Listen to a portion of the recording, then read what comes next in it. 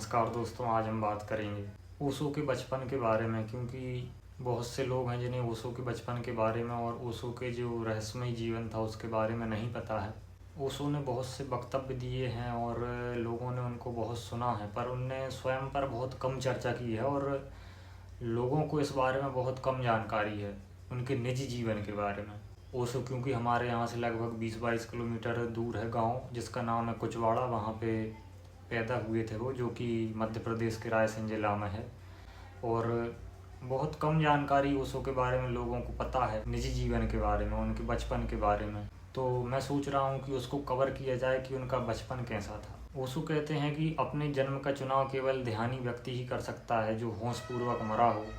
और ओशो जो हैं वो असल में बता रहे हैं कि वो पिछले जन्म में होशपूर्वक मरे थे। असल में मरे नहीं थे, मारे गए थे बोल रहे हैं ओशो। तो ओशो कहते हैं पिछले जन्म में मेरे जीवन के 3 दिन शेष बचे थे और मुझे जहर दे दिया गया, वो भी अपने शिष्य के द्वारा ही। तो इस जीवन में भी उनको, उनका जो शिष्य था वो अहमदाबाद में ओशो के प्रवचन चल रहे थे और आयोजकों ने क्या किया कि इतनी भीड़ थी कि लोगों को मंच पे बैठने की भी जगह दे दी। तो इस बार भी एक व्यक्ति उनको रिवॉल्वर लेके मारने आया था और ओशो कहते हैं कि अब वो मेरा सन्यासी है, क्योंकि उसने ओशो को बताया कि 7 साल पहले जो आपका अहमदाबाद में प्रवचन था, जहाँ पर मंच पर भी लोगों को बैठने की जगह दे दी गई थी, मैं वहाँ पर बंदूक लेकर आया था और आपको मारना चाहता था। तो ओशो ने कहा कि इतना अच्छा मौका था तुम्हारे पास, तुमने मुझे क्यों नहीं मारा।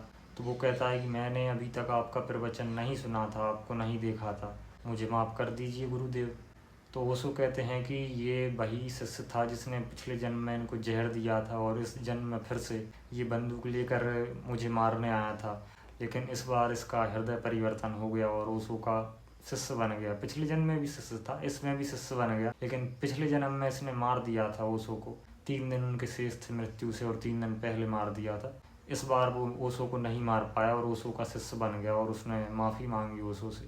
तो जब वो ये कहानी ओशो को सुनाते हैं कि अहमदाबाद का जो आपका प्रवचन था उसमें मैं आपको मारने आया था, तो ओशो कहते हैं हे परमात्मा, फिर से मारने आए थे। तो वह कहता है फिर से मतलब। अब ओशो कहते हैं रहने दो, ये तुम्हारी समझ में नहीं आएगा, क्योंकि ओशो को पता था, पिछले जन्म उनको याद था। अब इनको कुछ भी नहीं पता था जिस व्यक्ति ने उनको मारा था। तो ओशो कहते हैं कि इसी व्यक्ति ने जो मुझे इस जन्म में बंदूक लेकर मारने आया था, पिछले जन्म में भी इसने मुझे जहर दिया था, और चूंकि मैं होशपूर्वक मरा था इसलिए मुझे अपना जन्म कहाँ लेना है ये चूज करने का अधिकार मिला। तो ओशो कहते हैं हर क्षण कितने लोग प्रेम कर रहे हैं आपस में, और जो लोग होश में नहीं मरते वो किसी भी गर्भ में चले जाते हैं और पैदा हो जाते हैं। ओशो कहते हैं कि क्योंकि मैं होश में मरा था इसलिए मैं राजा और रानियों के घर, करोड़पतियों और अरबपतियों के घर भी जन्म ले सकता था, लेकिन मैंने इस गरीब दंपत्ति को चुना। और ओशो कहते हैं कि क्योंकि मैं सरल और साधारण रुचि वाला आदमी हूँ तो इसलिए मैंने यहाँ पर जन्म लेना श्रेष्ठ समझा।